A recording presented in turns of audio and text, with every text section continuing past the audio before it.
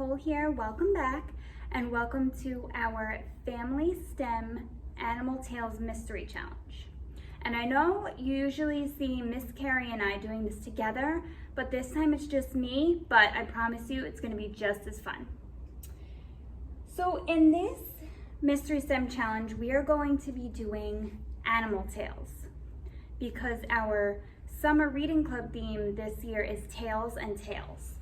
So we are going to be doing challenges with Aesop's fables. So some of the Aesop's fables, if you're familiar with them, are the Lion and the Mouse, the Ant and the Grasshopper. There's also the Country Mouse and the City Mouse. So those are what's going to be in your bags as the challenge cards. So first, we are going to be reading some Aesop's fables together. I have a few here that I can share. And if anyone just needs a little reminder, so STEM is science, technology, engineering, and math. So we're going to be using all those skills to build whatever it says on our little challenge card. And I'll read some of those to you after we do these books. Okay, so the first one I have is the City Mouse and the Country Mouse. And down here it says, a simple, peaceful life is better than a rich one filled with dangers. Let's see. So any of the fables always ends with a moral of the story. And that's what I just read to you on the cover. There was once a little brown mouse who lived happily among the country bushes. Every day he roamed the sunny fields. He searched for tasty nuts, berries, and fruits to eat. Every night he snuggled into his warm bed. The little mouse was happy in his home under an old oak tree. One day the country mouse invited his cousin to stay. His cousin was a city mouse. The country mouse made a delicious supper of berries, nuts, and apples. He even gave up his comfortable bed for his city cousin to sleep in. Wow, so nice of him. After only a few days in the country, the city mouse was grumpy. I don't know how you can stand living here, he said. It's boring here. You have to work hard to find every meal. Your bed is lumpy too. Come back to the city with me. I'll show you what life is really like. What an adventure! The country mouse was excited. He packed his bags and the two cousins set off for the city. The country mouse had never seen anything as large and beautiful as the city mouse's house. The city mouse proudly led his cousin inside. He took him upstairs to a grand dining room. The country mouse couldn't believe the feast he saw. He followed his city cousin as he picked through bowls of nuts, platters of cheese, and plates of cookies. Who doesn't like cookies? Help yourself, said the city mouse as he climbed into a plate of cake. This is how we city mice eat every night. The country mouse squeaked with delight. He quickly began to nibble on a piece of cheese. But before the country mouse had taken 2 bites, he heard a frightening hiss. A large cat appeared in the room. The 2 mice rushed to hide behind a bowl of fruit. Oh no. The cat prowled around the table, then left the room. The mice breathed a sigh of relief. After a bit, they carefully crept out of their hiding place. But just as they were about to start eating again, the mice heard a frightful bark. A huge dog bounded into the room. Oh my goodness, these mice have no luck. Oh no, cried the country mouse. He and the city mouse jumped off the table. They rushed to hide behind a clock on the fireplace. The dog sniffed around for a long time. After a while, he left the room. Uh-oh. The country mouse had never been so scared in all his life. He shook his head and wiped his brow. If this is the way you live every night, he said to his cousin, then I'm afraid this isn't the life for me. I'm going back to the country right away. The city mouse sadly reached into his coat pocket. He brought out a tiny pencil and a scrap of paper. Please write me a note to remember you by, he said. He handed the pencil and paper to the country mouse. The country mouse carefully wrote a message. When he was finished, he gave it to the city mouse.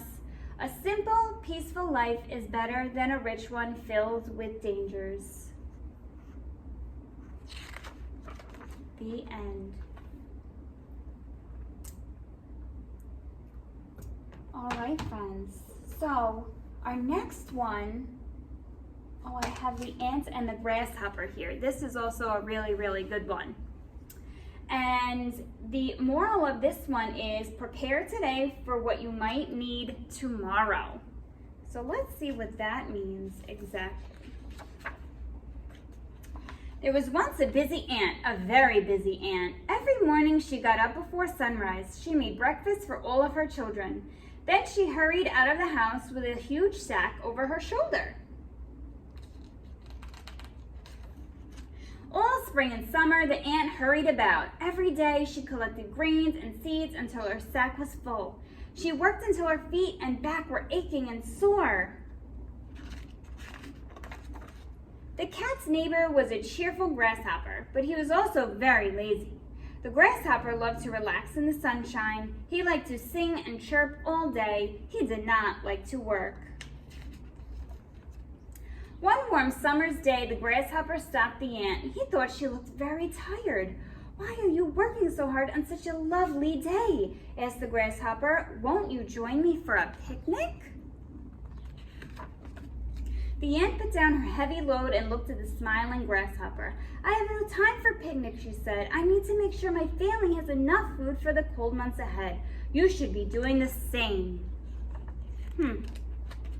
The grasshopper danced around her. "I don't have time for that," he laughed. "I want to enjoy the summer sunshine." The tired ant shook her head. She slowly picked up her bundle and went on her way. Not a good choice, Mr. Grasshopper. Autumn came and the ant was as busy as ever. She sorted all the food she had collected. She wove warm blankets for her children. The grasshopper was still relaxing and enjoying the sunshine, but every now and then clouds would appear. Sometimes the breeze would be chilly. Once in a while, the grasshopper would give a tiny shiver. Soon it was winter. The wind was cold and the trees were bare. The ground was covered with snow, but the ant's home was warm and snug. There was a cozy fire in the fireplace and there were thick blankets on each bed. At every meal, her family's plates were piled high with food. The grasshopper was very unhappy. He no longer sang or danced. He was cold. Worst of all, he was very, very hungry. The grasshopper went to the ant's house. He shivered as he knocked on the door. "May I please have something to eat?" he asked the ant. The ant looked at the grasshopper in amazement. "I worked hard all summer long to gather food for my family," she said. "All you did was dance and sing. If you don't work in the summer, you can't expect any food in the winter." The grasshopper hopped sadly away. The ant gathered her children close to her. "Let the grasshopper's laziness be a lesson to you," she warned them. "Always prepare today for what you might need tomorrow." The end. And over here, it just has a little blurb about fables. It says, "Fables are one of the oldest forms of stories. They are often short and funny and have animals as the main characters. These animals act like people. Often, fables teach the reader a lesson. This is called a moral. A moral might teach right from wrong or show how to act in good, kind ways. A moral might show what happens when someone makes a poor decision.